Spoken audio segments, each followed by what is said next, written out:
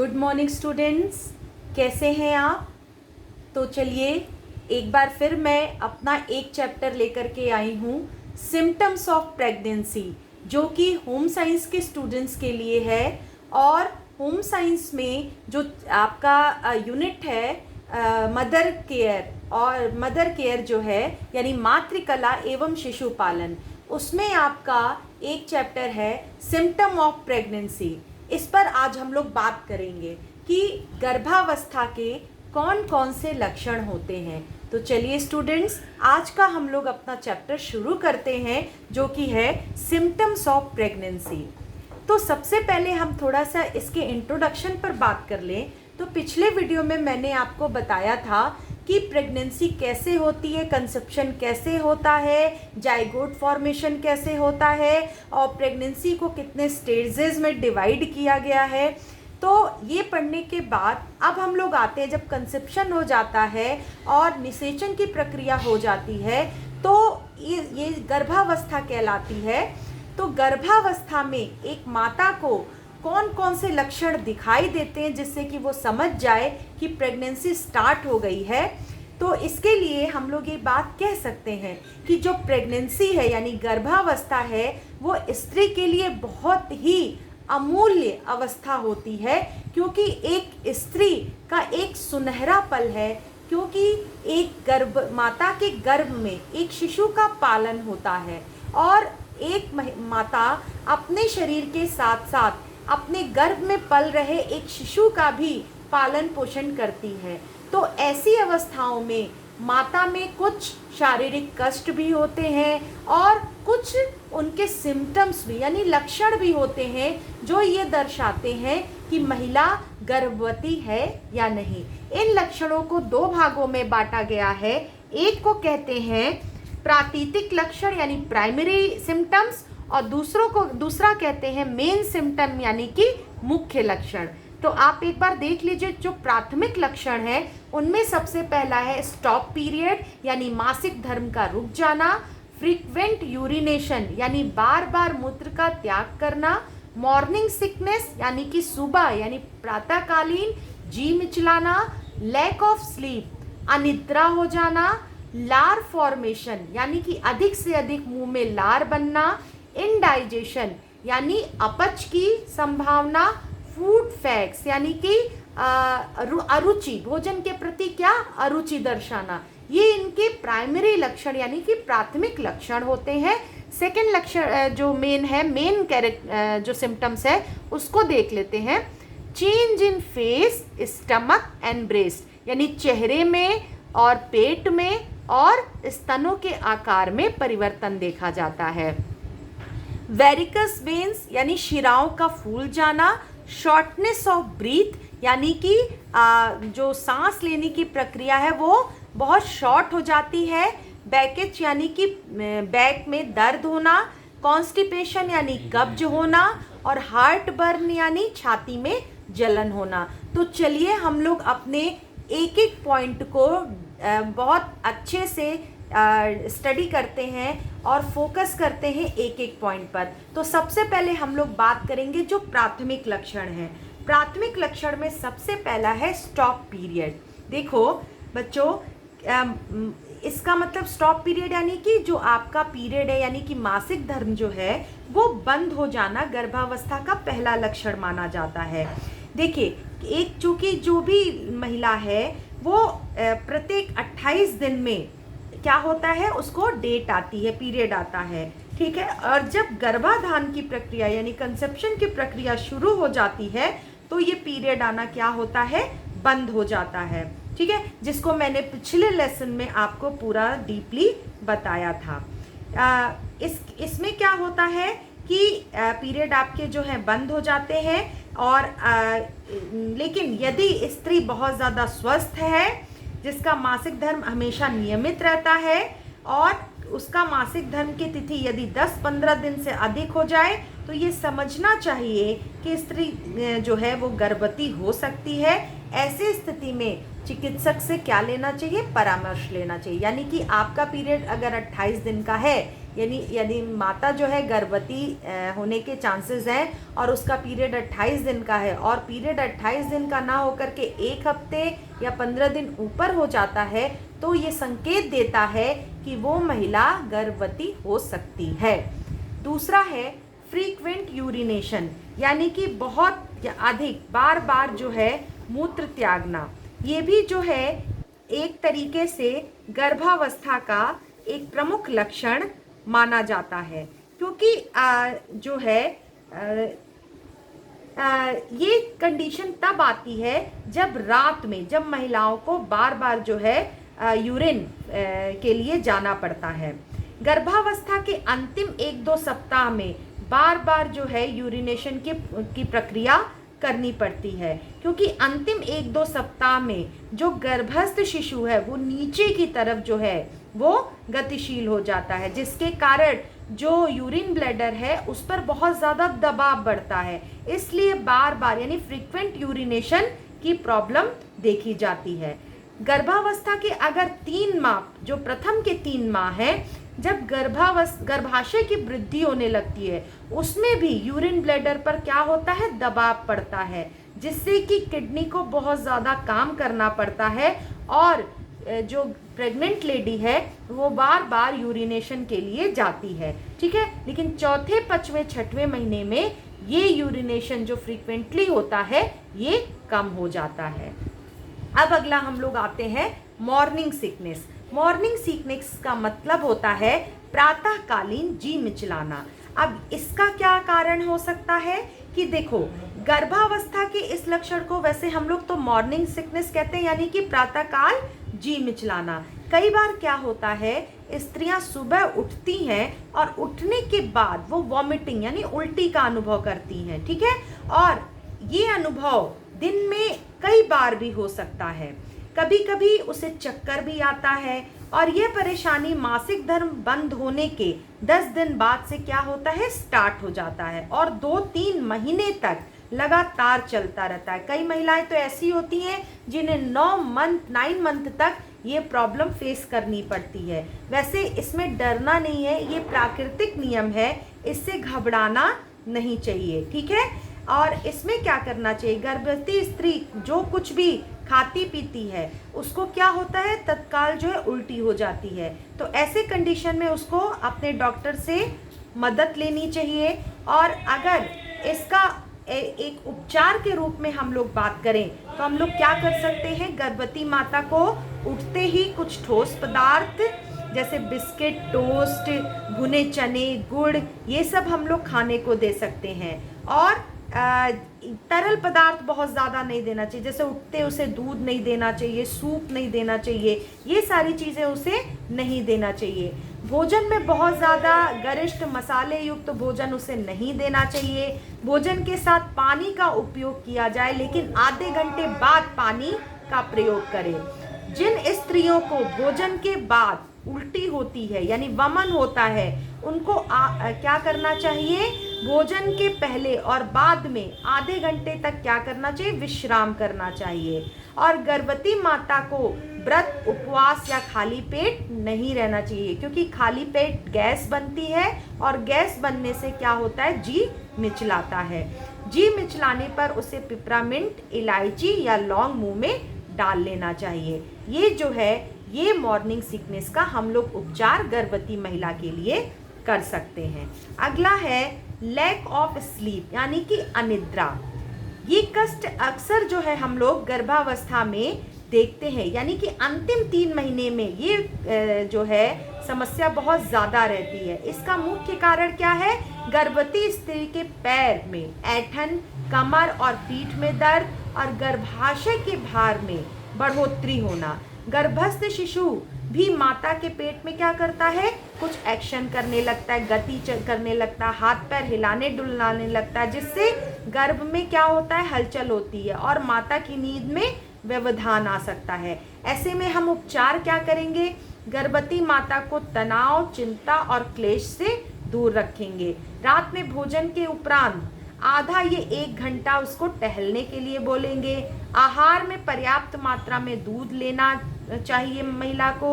सोने से 2-3 घंटे पूर्व भोजन कर लेना चाहिए और अत्यधिक थकान वाला काम नहीं करना चाहिए।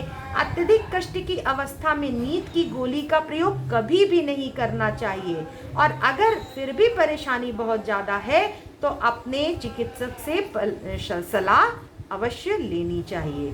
अगला है लार फॉर्मेशन। कई महिलाओं को बहुत ज़्यादा मुंह में लार बनती है, ठीक है, तो इससे घबराना नहीं चाहिए क्योंकि ये बहुत सारी स्त्रियों में नहीं बनता है। इनके मुंह में असाधारण या आवश्यकता से अधिक लार बनने की प्रक्रिया आने लगती है। अगला होता है इसको हम देख सकते हैं इनडाइजेशन, यानी कि अपच की संभावना।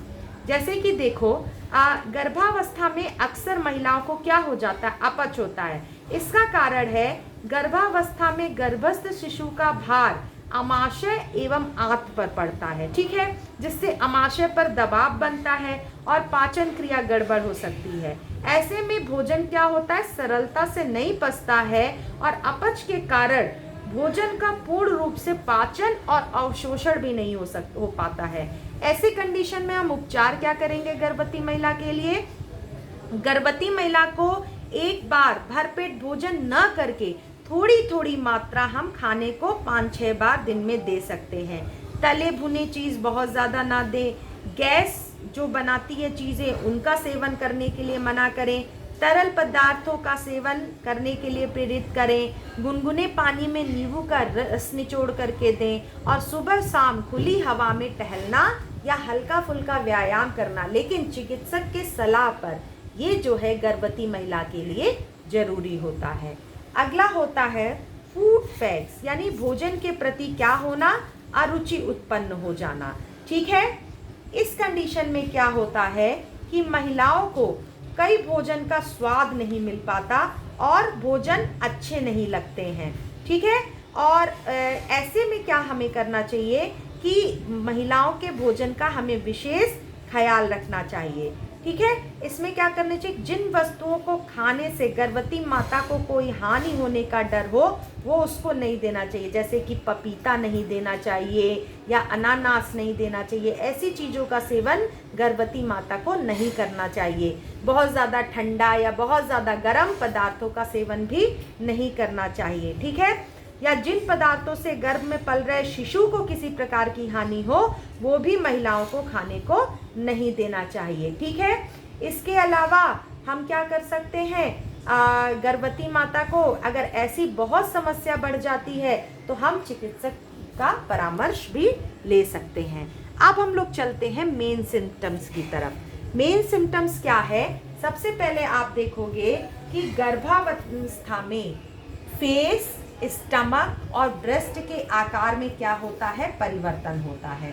अब ये परिवर्तन कैसे होता है जरा देख लो कि पहले भी हमने बताया था आपको कि क्या गर्भावस्था में जब सुबह महिला उठती है तो उसको क्या होता है, वमन यानी कि जी मिचलाता है और भोजन ठीक से शरीर में नहीं पहुंच पाता है, जिससे शरीर कमजोर हो जाता है। चेहरा कमजोर या बुझा सा लगता है और चेहरे के नीचे क्या होते हैं, डार्क सर्किल भी बन जाते हैं। यानी कि बहुत ज़्यादा उल्टी होने से या अपच होने से भोजन शरीर में नहीं लग पाता है तो चेहरे से महिला क्या होती है, वो कमजोर दिखाई देती है।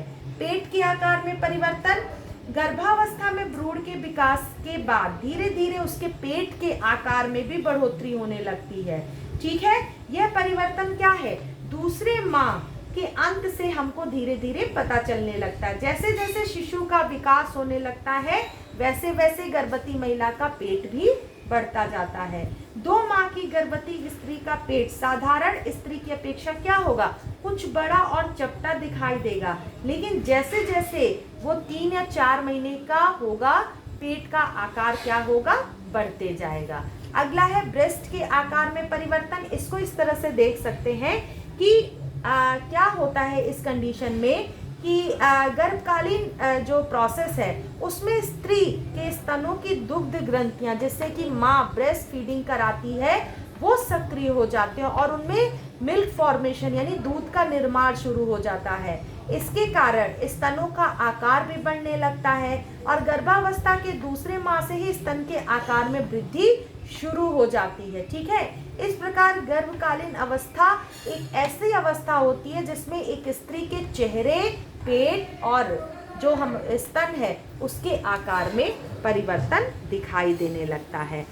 अब होता है वेरिकोस वेन्स, यानी कि जो शिराएं हैं उनमें भी क्या होता है, परिवर्तन आने लगता है। ठीक है ना, तो अब इसको हम लोग देख लेते हैं कि शिराओं में क्या परिवर्तन आएगा। तो इसमें क्या होता है कि गर्भावस्था के अंतिम 3-4 माह में ये प्रॉब्लम बहुत अधिक देखी जाती है। इसमें गर्भवती महिला के शरीर के जो निचले भाग, खास करके जो वेजाइना वाला पार्ट है वो, और पैरों की शिराएं जो हैं वो फूल करके मोटी हो जाती हैं। क्यों? क्योंकि गर्भस्थ शिशु का दबाव पेट पर पड़ने लगता है, जिसके नीचे की तरफ भार बहुत ज़्यादा होता है और उनकी शिराएं, खास करके जो त्वचा के ठीक नीचे स्थित होती हैं, उनमें सूजन आ जाती है। और ये वेन्स जो होती हैं वो कैसी दिखाई देती हैं? नीले बैगनी रंग की गांठ वाली दिखाई देने लगती हैं। और इन शिराओं की नलियां पतली होती हैं, जिससे इनके फटने की संभावना भी होती है। अगर ये शिराएं फट जाती हैं तो अंदर अंदर क्या होता है, रक्तस्राव होने लगता है। कभी कभी क्या होता है, इन वेन्स में आंतरिक थक्का, यानी कि जो ब्लड क्लॉटिंग जो होती है वो थक्का बन जाता है और रक्त परिसंचरण भी रुक जाता है। ऐसी कंडीशन में क्या करना चाहिए? जो गर्भवती माता हो तो बिस्तर से उठने से पूर्व पैरों में लचीला मोजा या टांगों पर लचीली पट्टी बांध लेनी चाहिए और रात में इसे खोल देना चाहिए। ठीक है। दूसरा, पैरों को ऊंचा उठा करके रखना चाहिए, बहुत ज़्यादा लटका करके नहीं रखना चाहिए। ठीक है। और पेड़ों की पट्टी का प्रयोग करना चाहिए। ठीक है, इसमें पैरों पर कम बोझ पड़ने की संभावना रहती है। जहाँ तक संभव हो पैर को पूरे रिलैक्स कंडीशन में रखना चाहिए। अगला है शॉर्टनेस ऑफ ब्रीथ, यानी कि अल्प श्वास कहते हैं। ये कष्ट भी, यानी कि ये लक्षण भी गर्भावस्था के अंतिम 2-3 माह में देखने को मिलता है। इसमें गर्भवती महिला अगर सीढ़ी चढ़े या तेज तेज चले तो उसकी सांस जो है वो हाँफने लगती है। ठीक है, ऐसा क्यों होता है? इसमें गर्भस्थ शिशु का पूर्ण रूप से विकसित हो जाना, मतलब कि पूरा वजन वो जब प्राप्त कर लेता है तो पेट पे नीचे की तरफ उसके भार बढ़ने लगता है और गर्भवती माता को बार बार शॉर्टनेस ऑफ ब्रीथ का अनुभव होने लगता है। ऐसे कंडीशन में माता को चाहिए कि वो चिकित्सक की परामर्श ले। इसके लिए उपचार ये है कि अत्यधिक थकान या परिश्रम वाला कार्य बहुत ज़्यादा नहीं करना चाहिए, सीढ़ियाँ बहुत बार उतरना चढ़ना नहीं चाहिए और गर्भावस्था के अंतिम 2-3 माह में तैरना या साइकिल चलाना या कोई भारी काम आप कर रहे हो उसको नहीं करना चाहिए। अगला है बैकेज। इसको आप देख सकते हैं कि बैकेज की कंडीशन में क्या होता है। इस कंडीशन में बहुत ज़्यादा आपको प्रॉब्लम आने लगती है कि इसमें जो है गर्भवती महिला को आराम नहीं मिलता है, यानी कि कमर का दर्द जो है उसको शुरू हो जाता है। अब ये कमर का दर्द क्यों शुरू होता है? क्योंकि हमने अभी आपको बताया कि गर्भस्थ शिशु का जैसे जैसे आकार बढ़ता है वैसे वैसे सारा वजन जो है वो पीठ पर या पेट पर जो है वो आने लगता है। ठीक है, ये क्या है? क्योंकि गर्भाशय का बढ़ना ये जो है बैकेज का कारण है। इस कंडीशन में क्या करना है? गर्भावस्था में गर्भवती माँ को ऊंची एड़ी का चप्पल नहीं पहनना है, सीधे बैठने की कोशिश करनी चाहिए और जितना हो उतना अधिक आराम करना चाहिए। अगला हम लोग चलते हैं कॉन्स्टिपेशन की तरह, और ये कॉन्स्टिपेशन बहुत ही प्रमुख लक्षण माना जाता है ये प्रेगनेंसी का। लगभग 90% जो गर्भवती महिलाएं हैं इस जो है समस्या से प्रेरित परेशानी को सहती हैं और ये मेन लक्षण माना जाता है गर्भावस्था का। इस कंडीशन में क्या होता है कि प्रोजेस्टेरॉन हार्मोन का सिक्रीशन होता है और इस हार्मोन की अधिकता से पेशियां मुलायम होकर ढीली हो जाती है। इसके अतिरिक्त अत्यधिक लौ लवण, जब डॉक्टर जो आयरन बहुत ज़्यादा दे देते हैं तो आयरन के कारण कब्ज की संभावना बहुत ज़्यादा हो जाती है। और गर्भावस्था के दौरान गर्भ के बढ़ते भार का प्रभाव भी क्या होता है, आंतों पर पड़ता है, जिससे भोजन धीरे धीरे आगे की तरफ सरकता है। फलस्वरूप क्या हो जा, इंडाइजेशन हो जाएगा, ठीक है, और कब्ज की शिकायत हो जाती है। और जब एक बार कब्ज हो जाता है तो उस कब्ज की प्रॉब्लम बहुत लंबे समय तक बनी रहती है। तो ऐसे कंडीशन में चाहिए कि गर्भवती माता को जो है प्रतिदिन नियमित रूप से शौच जाना चाहिए। आहार में चोकर युक्त आटे की रोटी, छिलके की दाल, छिलका रहित सलाद, फल का सेवन करना चाहिए। अत्यधिक तरल पदार्थ और जल का सेवन करना चाहिए। शौच जाने से पूर्व गुनगुने पानी में नींबू के रस का सेवन करना चाहिए। और अगर किसी दवाई का आप प्रयोग कर रही हो तो बिना डॉक्टर के सलाह के दवाई का प्रयोग नहीं करना चाहिए। ये आप देखें कि किस तरह से कॉन्स्टिपेशन एक गर्भवती महिला का लक्षण हो सकता है। लास्ट में हम चलते हैं हार्ट बर्न, यानी छाती में जलन। ये छाती में जलन नहीं होता है, बल्कि हमको गर्भवती महिला को छाती में पीड़ा का अनुभव होता है, इसलिए इसको छाती में जलन भी कहते हैं। ये जो प्रॉब्लम होती है ये 3 महीनों में ज़्यादा देखने को मिलती है, क्योंकि गर्भस्थ शिशु का बढ़ता भार माता के पेट के ऊपर भी दबाव डालता है, ठीक है, जिसको कार्डियक संवर्णी यानी कार्डियक स्पेंस्टर या ढीली हो जाती है। और स्टमक के पदार्थ क्या होते हैं, ओइसोफेगस में पहुंच करके, यानी कि जो आपकी ग्रासनली है उसमें ऊपर की तरफ पहुंच जाते हैं और क्या करते हैं, इरिटेशन, बहुत ज़्यादा जलन उत्पन्न करते हैं। ऐसे कंडीशन में चाहिए कि माता बहुत ज़्यादा वसायुक्त, तले भुने, मसालेदार पदार्थों का सेवन ना करे। गैस बनाने वाली चीज़ें जैसे पत्ता गोभी, फूल गोभी, उड़द, चना और कटहल, इन सब चीज़ों का सेवन ना करें। भोजन करने के 2-3 घंटे के बाद ही सोए। भोजन में फल, सलाद, इन सबों का सेवन जरूर करें और भोजन को शांत और चित्त और धीरे धीरे चबा करके खाएं। तो इस प्रकार आपने देखा कि प्रेगनेंसी, जो कि एक माता के लिए बहुत ही विशिष्ट अनुभव होता है, उस गर्भावस्था में माता में 2 तरह के लक्षण दिखाई देते हैं। एक को प्राथमिक कहते हैं, एक को महत्वपूर्ण यानी मेन कहा जाता है।